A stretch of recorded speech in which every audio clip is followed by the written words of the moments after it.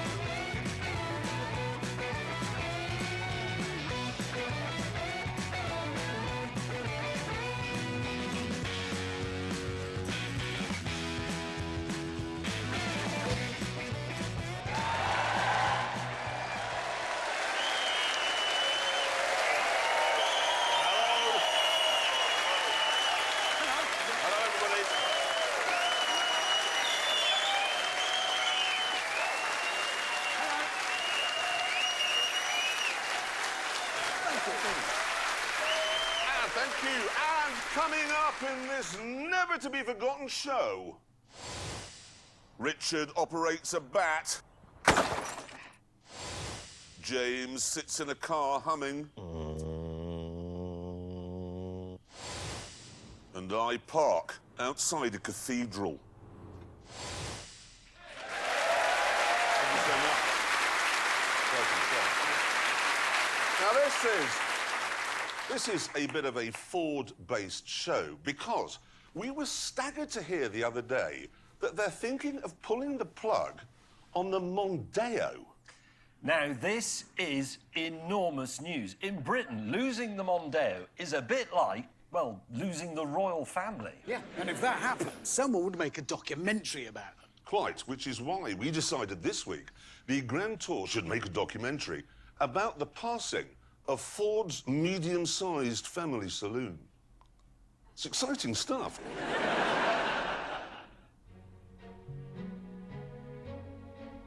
The Mondeo story actually begins way back when the world was black and white. With this, the Ford Cortina. This is Genesis, the first chapter in easily the most important book in British motoring history. It came along in 1962, and apart from the CND rear lights, it was nothing special. It wasn't revolutionary like the Mini, it was just an ordinary family saloon. Ford therefore decided that to put it on a map, they'd mount an assault on the world's racetracks, which meant creating a high-performance version, the world's first ever fast Ford. And this is what they came up with.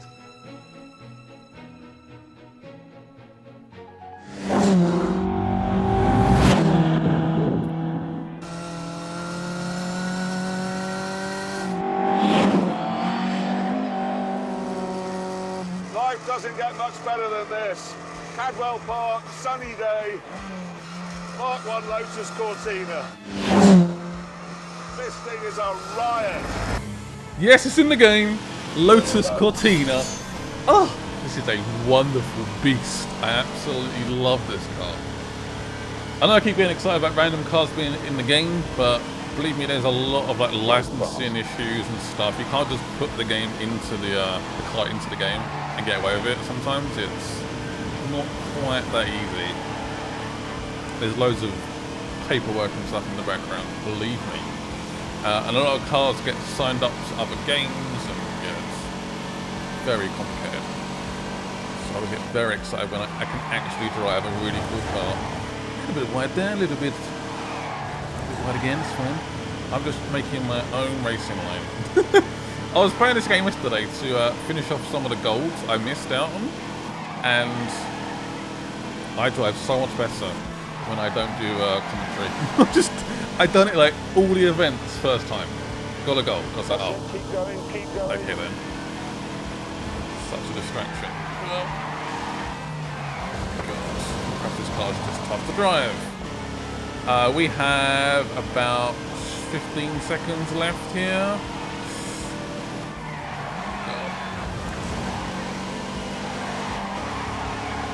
More better. We good? Please? Oh man, that was close. Gold though, yes. It had a revolutionary twin-cam 1.6-litre engine, which sounds like a murder of mad bees. It revved like hell, all the way to 8,000 RPM, and produced 105 horsepower.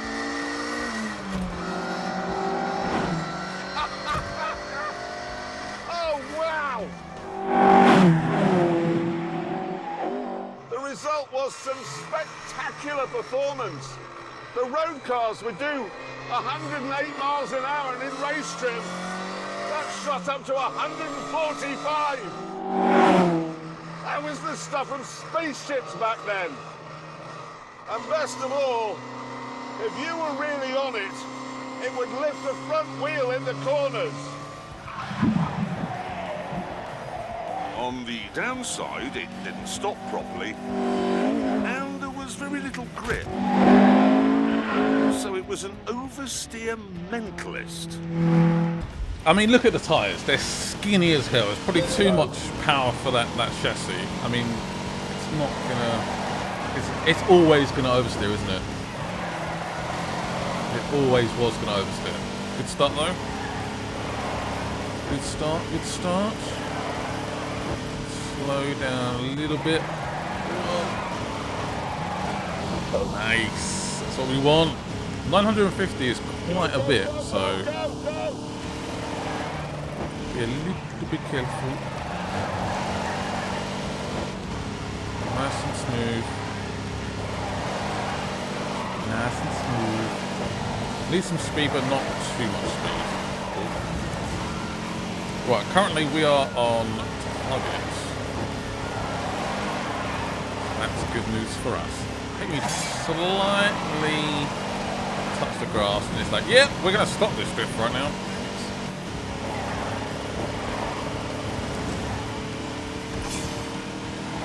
Silver.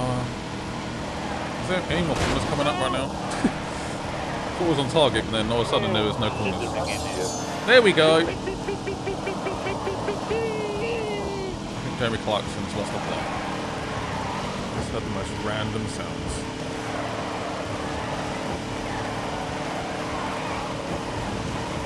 We absolutely smashed it. Astonishingly brittle.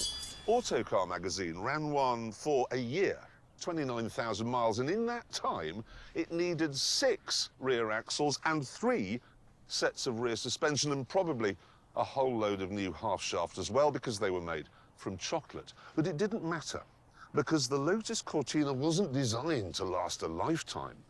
It was designed to last about 40 minutes, because that is how long a race lasted.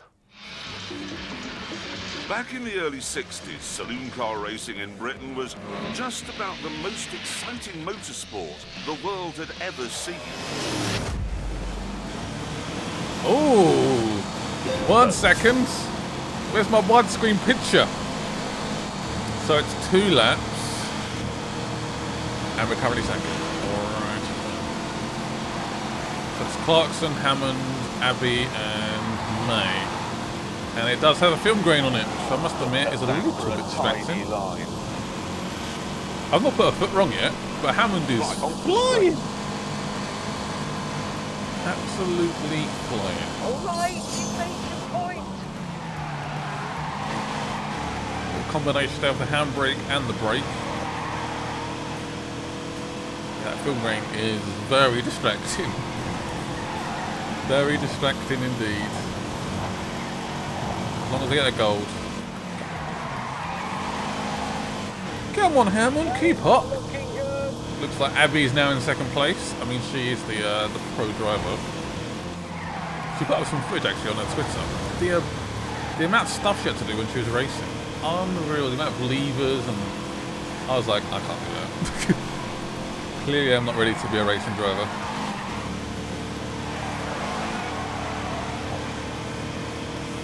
This should be the end of the lap. One more lap to go. Don't make any big mistakes. You should be okay.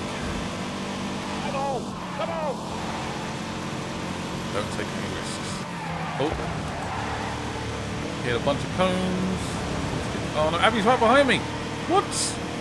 I had like one bad corner in this whole race. Oh, you are kidding me. No way.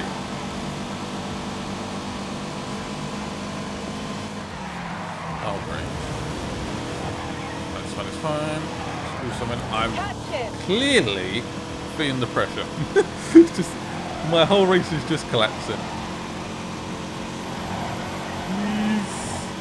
Very, very quickly here. A bit too quick, yeah. Couple more corners and we're done. Was this track in the game before? I don't know. If anyone could let me know. I can't remember.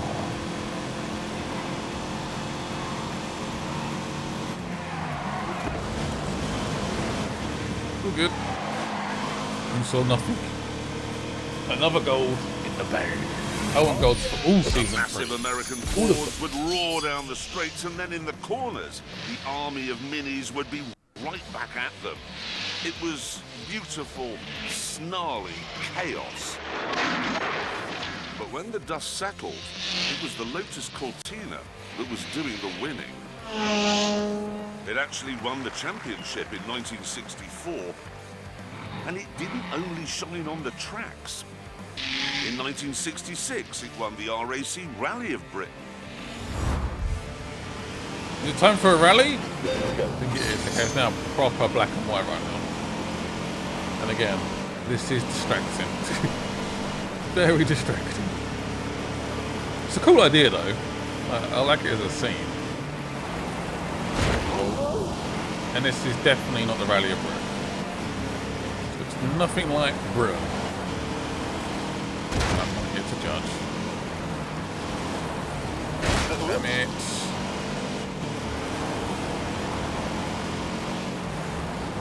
The Cortina may have won in Britain, but based off this performance, I disagree. The car is very bad off-road. I mean, I can't really see where I'm going, to be honest. I mean, that's...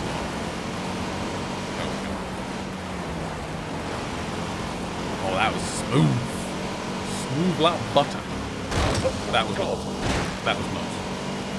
Only got a few seconds left. Come on. Yes. Another goal. At this point in history, rationing had only just given way to the Rolling Stone. And the glamorous Cortina caught the mood of the moment perfectly. It was exciting. The first car ever that made the ordinary family man feel special, like he wasn't just a downtrodden cog. These were the best-selling cars Britain had ever seen by miles.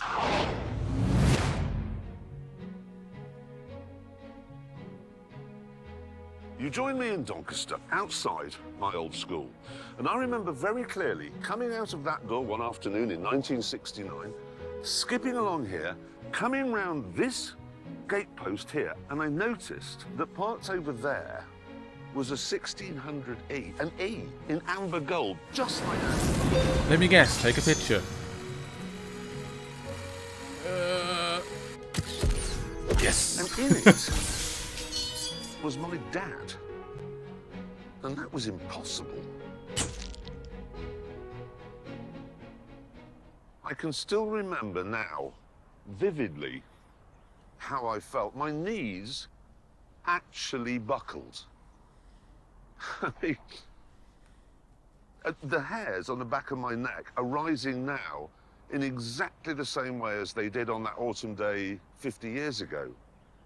I can also remember the enormity of the hug I gave my dad because I was just so proud of him. I mean, he had an E. An E stood for executive. My dad had a 1600E. And that meant he was better than the Duke of Edinburgh. A few years later, in South Wales, another young boy called James May went through the exact same thing. I was at my mate Andrew Jones's house, just up the road from ours, when his dad came in and said that my dad had just arrived home and he had a new car. So, I went outside, and there, parked next to the curb, was a brand new Cortina GXL. And I thought, well, that can't be my dad's new car. That can't be my dad's car. My dad's boring. But it was. That face. It was. This was the all-new Mark III Cortina. And because it was the GXL model, it had chrome strips on the grille, and a vinyl roof, and 4 auxiliary dials that were angled towards the driver. It also had something called a rev counter, and I'd never seen one of those before. But when I looked at it, I suddenly became aware that my body could produce semen. I prayed it would be a Cortina. Literally prayed. But it wasn't. Oh, not one of these. It's still got the incredibly sad music in the background, so I think that's in the right place already. This will probably take a few goes, but we'll get there in the end. That's in the right place. This one actually isn't too bad. What am I trying to match this up with? Maybe? Oh, there it is. I can see it, yeah. I see it now. This bit does not look right. Okay, yep. Can I get gold? First time! Woohoo! But that was actually quite slow for me. It's an Austin. It was a shoulder-sagging bag of disappointment called the Austin Allegro Estate. Wow. It doesn't even have 4 doors. What was my father thinking? Why did he do that to us? I fell to my childish knees, threw my head back, and I howled at the sky. Because my dad had the GXL, he got the brake servo and the alternator as standard. I'm sorry to keep banging on about this GXL thing, but my mate Lonnie, his dad only had an XL, so he was scum. Scum. It's a bit harsh, James. Go. A little bit harsh. Fair enough. It sounds good. So this is the Mark III Cortina. These cars, if you can't tell, are in British history. They are incredible cars. I love them. I'll start talking about, I guess, what my dad had, but that's to come. My dad did not have, I don't think he had a Cortina. Anyway, the car's coming up, and I'll talk about it later on in this episode. And honestly, guys, if you haven't watched the Grand Tour Season 3, I highly recommend it. It's definitely the best season so far. Go and watch it. Season 1 was a little bit slow. Season 2 gets a little bit better. And then Season 3 is, like, yeah, the best work by far. And it's a lot of fun to play as well. I enjoyed this game. It's a good price. Lots of content to play. It's not going to be Game of the Year, but it's just a fun game. And I've started to like it more as I play it. As opposed to the handling, I guess. I knew that was going to happen. As soon as I said anything, I like the handling. Bang! Yeah, cheers, game. Great stuff. Are we good for a gold here? Should just about be okay. Please. I've never driven 5 one of seconds these to before, spare. To be honest, I never wanted to because that really would be meeting a childhood hero. I love it though. It's... Thanks, even better now, can't you? What about this one? That's it. Outside of Birmingham then, everyone, young and old, was in love with Ford's four-door saloon. Because of this love affair, Ford sold a Cortina somewhere in Britain every 47 seconds. In 20 years, they sold 2.6 million of them. And let me put it this way, British Leyland took twice as long as that to sell half as many Minis.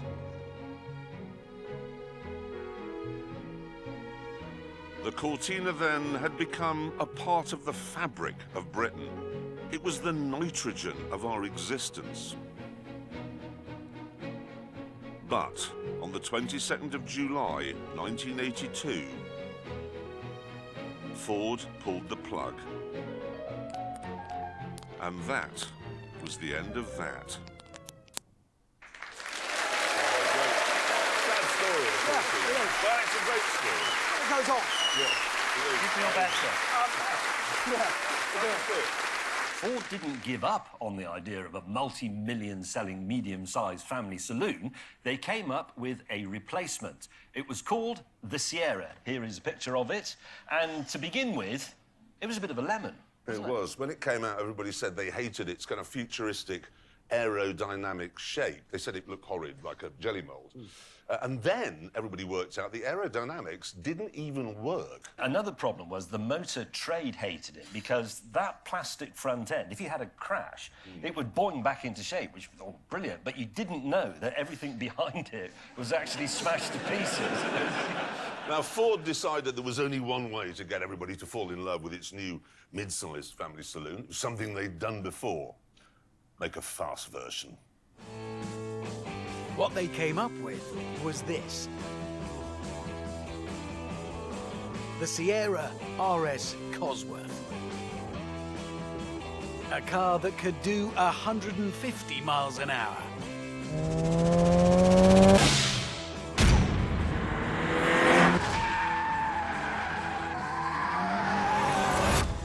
Yes!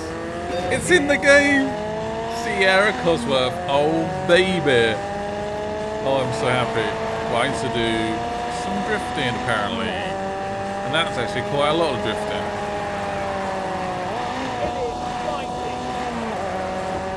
Yeah, this car is incredible. 150 miles an hour. Yeah, so my dad owned a Sierra. Not Cosworth, unfortunately. The green one. That's the first time I can sort of like remember a car. And then he had a Ford Escort, and he's gone through like everything there. He's very much a Ford person. Never gone to the Germans. Always Ford. Ford. All the time. Try kind of specs. No Japanese cars. Do I have gold? Yes, I do. Man, this car is incredible. As my voice gives up. Yeah. He never had this car, but this car's cool. Look at that rear wing. It's outrageous. It was 1986. Lots of cars could do 150, but not a Ford. That was madness. BMW and Mercedes could not believe it. This was the gardener coming into the parlour and kicking the Baron's teeth out.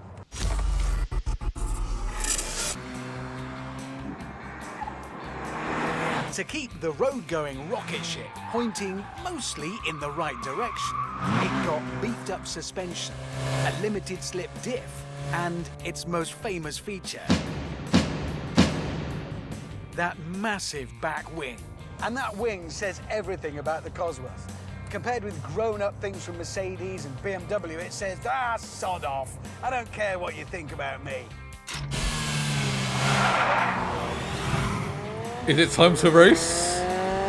Test the speed on this little car. Alright, let's see if I did it first time. That'd be smashing. I would love to do it first time. This car deserves it. It's really Breaking off this corner.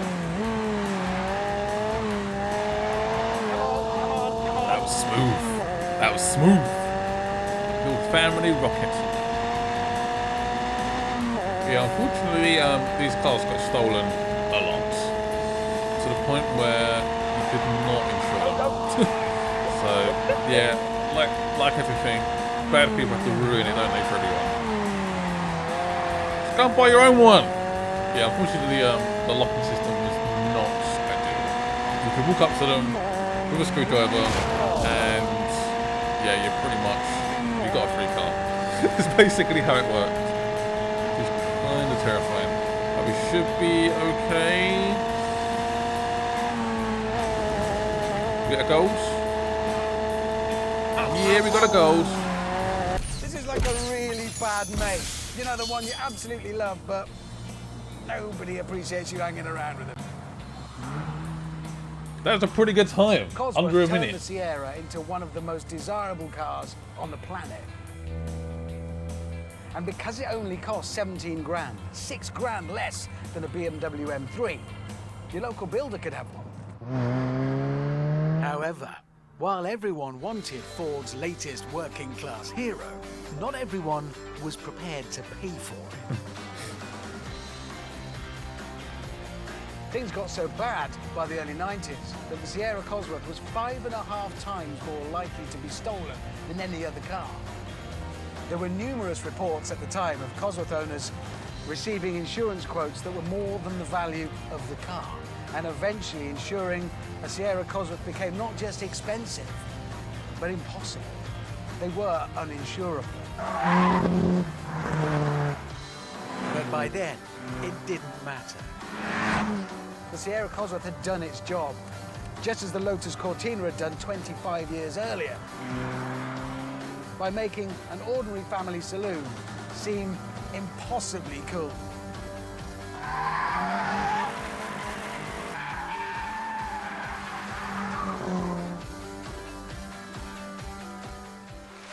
Honestly, I'm just flipping drooling. Absolute legend, drooling watching. We must now find out how fast let's see if I can still pronounce it properly, the Cuzzer. Yeah, I still got it. That's it, yeah. The Cuzzer, you know what I mean, the Cuzzer. Let's see how fast it goes around the Ebola drone. The Cuzzer.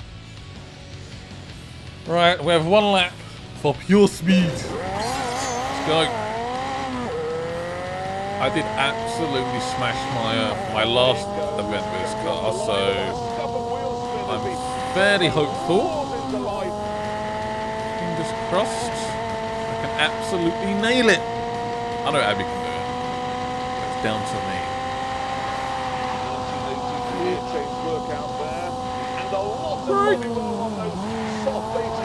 Oh, that was pure. This car is so good.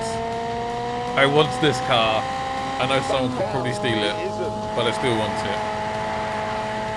I mean, look at it. Look at it.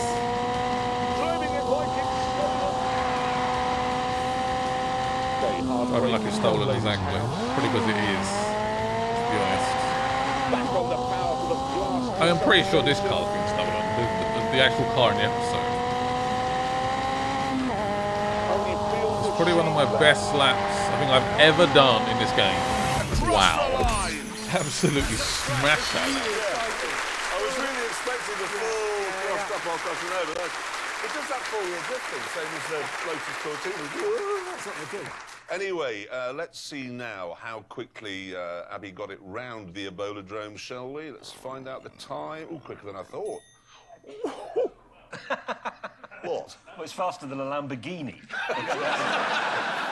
I told you that thing was slow. It's actually slower than a Ford Sierra.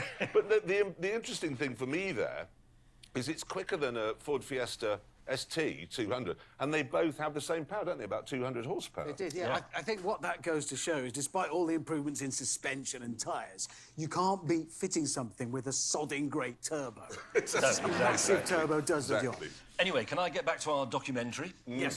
Because in 1993, Ford stopped making the Sierra and decided instead to export the idea that had revolutionised Britain to the whole world. What they came up with was something they called a world car. Something not just for everyone here, but for everyone everywhere. They called it the Mondeo, and it achieves something that no car in history has ever managed. Over the years, Richard James and I have driven almost every car ever made. We've waxed lyrical about many of them, drooling over their styling or their handling.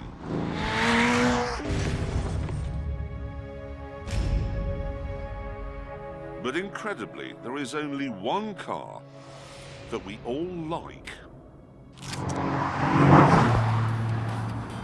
This one, the Mondeo ST Estate.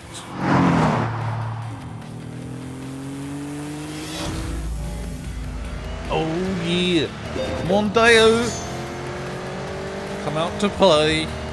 Yeah, so my dad had the base model of this, not the estate version or the ST version, just the normal version.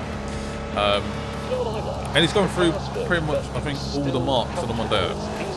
And I think it's actually quite sad that the Mondeo is going to end. The name is over. What will we buy next? We must have had Mondeos for the last like 12 years, 15 years maybe, I don't know. Had Mondeos for years. What's he going to buy next? Something from Germany? I like the way the proper practical estate. Who knows? Whoa! A little bit too quick for that. Whoopsie. This car's big. That boots. I mean, that's what an estate car is, but still. It's massive. Alright, we're halfway. I don't know if we are on target, actually, for the gold. I guess we'll find out. Ugh.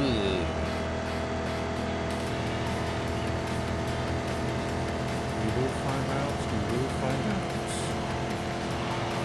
Come on, baby. 30% left. This might be quite tight.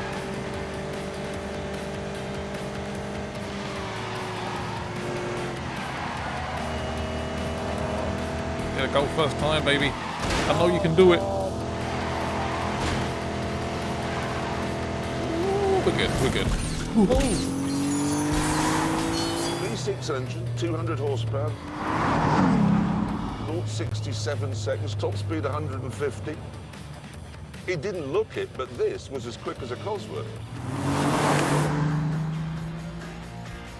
And when they turned it into the ST220 in 2002, it looked right as well. They should have sold these by the million. But there was a problem. Oh, this. The first so-called MPV, the Toyota Picnic. In 1996, when it was first introduced, we laughed at it because it seemed so stupid. I mean, why name a car after something you might do in it? Picnic. No, they didn't have a Toyota dentist, did they? The Honda pop to the shops. It's just an ordinary act. It's not even exciting. The Volkswagen dogging. It's just a naff thing to do. And the MPVs kept coming, and leasing a Mercedes got cheaper, and the effect on Ford was astonishing. In 1994, they sold 127,000 Mondeos in Britain. In 2017, that was down to 12,000. In America, things are so bad, the Mondeo will be pulled from the showrooms this year.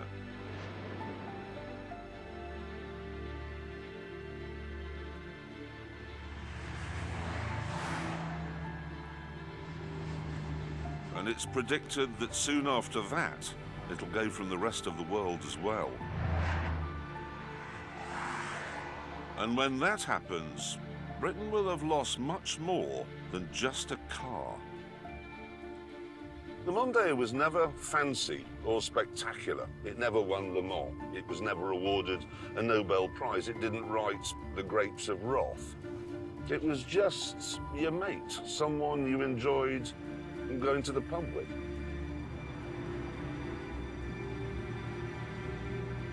And here's the thing. When someone fancy or spectacular like, say, Mick Jagger dies, it'll be sad. But when your mate dies, that is heartbreaking.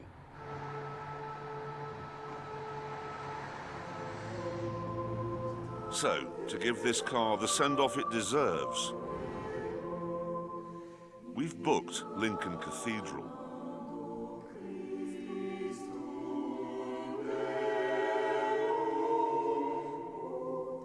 And invited some like-minded souls to mark the moment of its passing.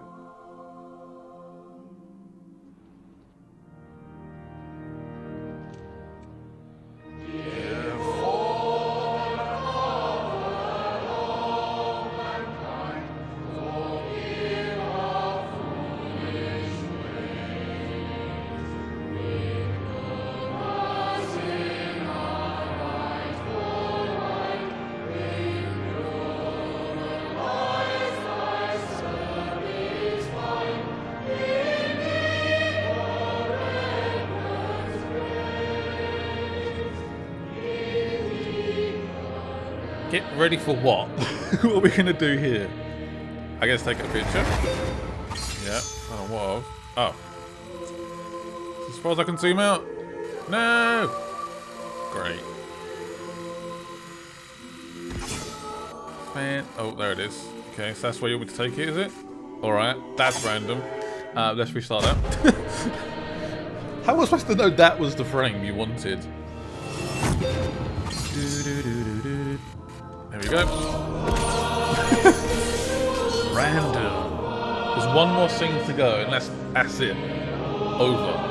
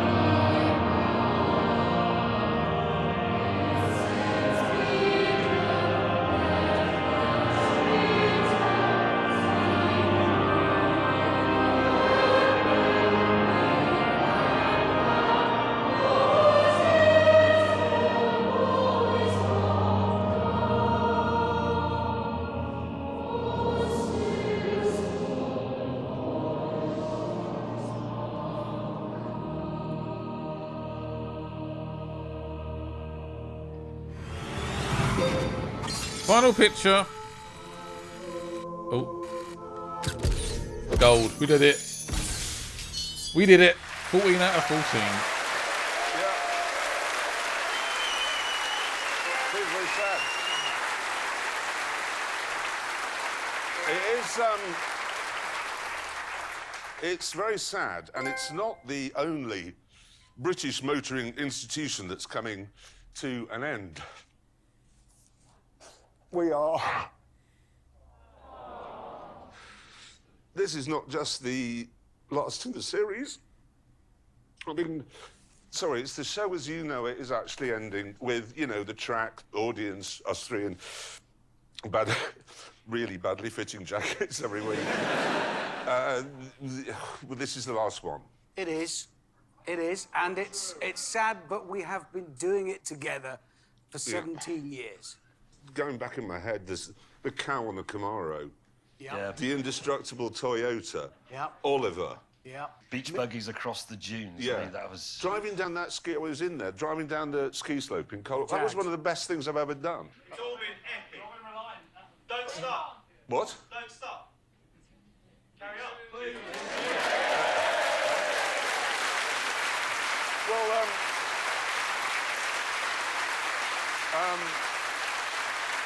we do have some good news. We do have some good news. We're not. Oh. We're not stopping. We can't. We'd have to get jobs. No, we're not actually stopping. No, I mean, the truth is, Amazon loves us.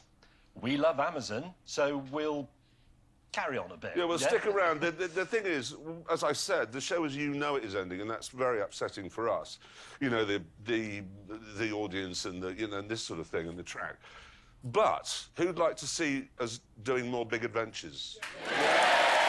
Road trips, specials. Who wants some specials? Yeah. Thing is, there is. Thank you. There's still so much of the world we haven't been to. So many people I haven't insulted. So, there are so many cars he hasn't crashed. Exactly. So, although this is gone, the Grand Tour goes on. It goes on. It goes on. We are going to need walking sticks and nappies. No, we are. We are. So while it's not goodbye from us, it is goodbye from this. Anyone want to buy a tent? See you. Take care. Thank you.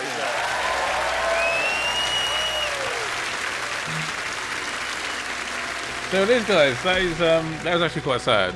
I didn't expect Jeremy Clarkson to just break down like that. You can see how much he loves doing it, but sometimes good things have to come to an end. So the track, the actual show itself has stopped, but doesn't keep doing specials. I don't know what that means in terms of the game. I don't really know. Perhaps to do another game. I don't know. We'll see what happens. Thank you guys for watching though. That is the end of season 3, the end of the Grand Tour, and I'll see you guys soon. Bye bye.